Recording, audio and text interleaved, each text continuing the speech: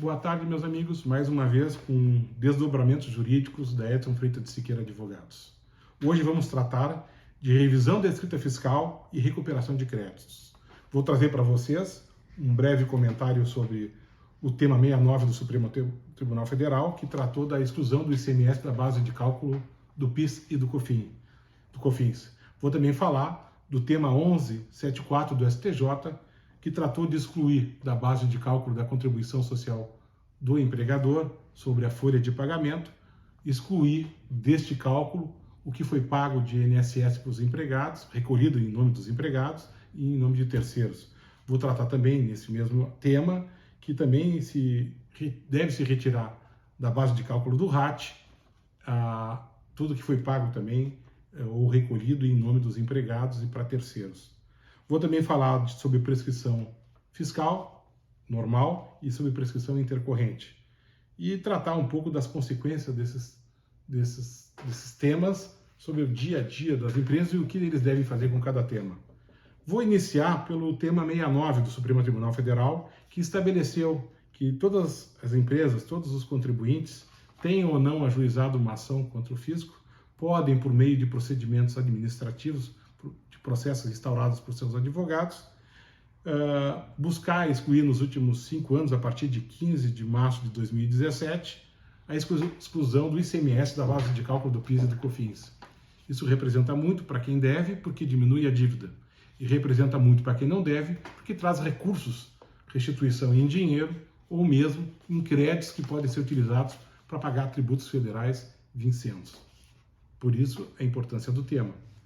Eu trouxe o tema 69 à distinção porque ontem, e por isso a razão do podcast de hoje, eu estava mexendo no meu YouTube e vi um vídeo meu lá de 15 anos atrás, quando eu estava preparando os profissionais que trabalham aqui no escritório, quanto à possibilidade das empresas poderem ajuizar lá há 15 anos atrás, e não agora só, as ações judiciais buscando a exclusão do ICMS da base de cálculo do PIS e do COFINS.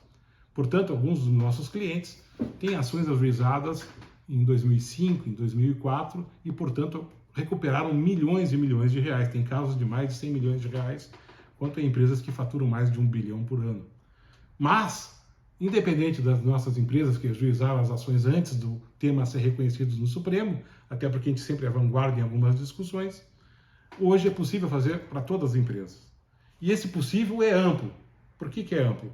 Porque eu posso pedir a retificação de todas as certidões de dívida ativa sobre débitos de PIS e COFINS que estejam em execução ou em inscrito em dívida ativa. Eu posso fazer um PRDI, um pedido de revisão de dívida inscrita, para que sejam retificadas todas as CDAs daquele débito que é apontado contra mim, e às vezes até obter uma CND, suspender execuções fiscais e, inclusive, buscar a desconsideração do fato típico elencado em algum processo criminal que tenha tido por base defecção de envio de informações à Receita, quer dizer, omissão de faturamento para se pagar PIS e COFINS é menor, e isso ter repercutido numa ação penal. E hoje eu posso, inclusive, levar essa defesa para o contribuinte que tem esse tipo de problema, dizendo que o fato material, o fato típico, sofreu modificações. E isso leva à incerteza da imputação criminal.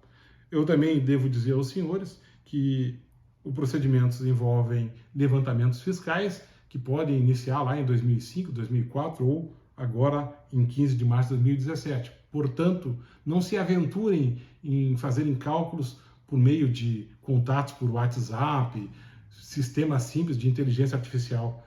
Essa situação é muito mais complexa e errar nessa informação, errar nesse levantamento de cálculo leva à prática de crime.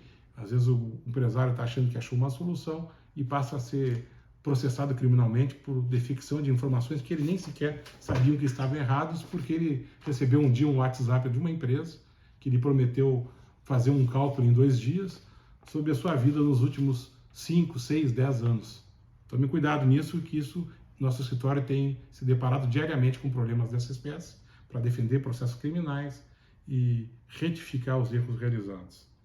Trago o tema 1174, que trata, como eu falei antes, também de exclusão de base de cálculo. Só que esse tema foi julgado pelo Superior Tribunal de Justiça e não pelo Supremo, mas também de igual importância porque tratou de explicar a todos os empresários que para ele calcular o INSS patronal e o RAT, ele tem que antes, e tem o direito de fazê-lo, em que pese antes era exigido, excluir tudo que ele reteve de INSS para o empregado, para terceiros, e assim diminuindo muito a base de cálculo do INSS patronal, que é de grande importância.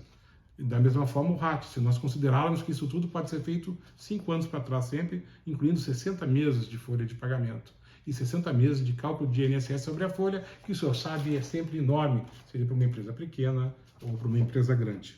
Por fim, vou falar, como citei, da prescrição. Existem 2 tipos de prescrição. A prescrição fiscal natural, normal, que ocorre antes de ajuizada uma execução fiscal, que acontece se a dívida inscrita passar 5 anos e o Estado, a União, não moveu uma execução contra o senhor. Isso acontece igual a nível estadual, no ICMS, municipal, quanto aos tributos municipais. Se o ente público não ajuizar uma ação em 5 anos, prescreve. Onde é que há a dúvida nesse compasso? É que no Brasil nós vivemos de refis em refis, refis estaduais, refis municipais, refis federais, programas especiais de moratória, de parcelamento de dívidas fiscais, porque elas são absurdas quase sempre. Então o que acontece? O empresário vai lá, está devendo um imposto, vai lá e parcela. Só que passado 3 meses, 4 meses, ele deixa de pagar por uma certa dificuldade e é rescindido o parcelamento. Daí ele vai pedir o cálculo da prescrição, administrativamente ou judicialmente, para excluir aquela dívida do seu passado, e o fisco diz o seguinte: o senhor não tem direito a que seja aplicada a prescrição sobre o seu débito, porque o senhor fez um parcelamento e isso suspendeu o cálculo prescricional. Não, senhor. Se o parcelamento foi rescindido, o prazo volta a correr no exato momento que foi rescindido. Então, muitos dos indeferimentos de aplicação de prescrição hoje podem ser desconsiderados e o empresário poder aproveitar de extinguir aquela dívida por meio do prazo.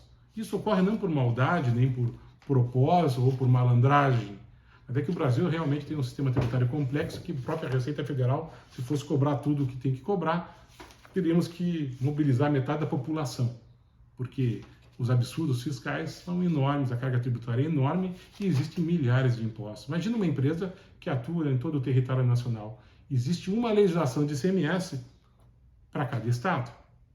O sujeito vai ter que calcular, ele vendeu uma blusinha em Porto Alegre, é um ICMS.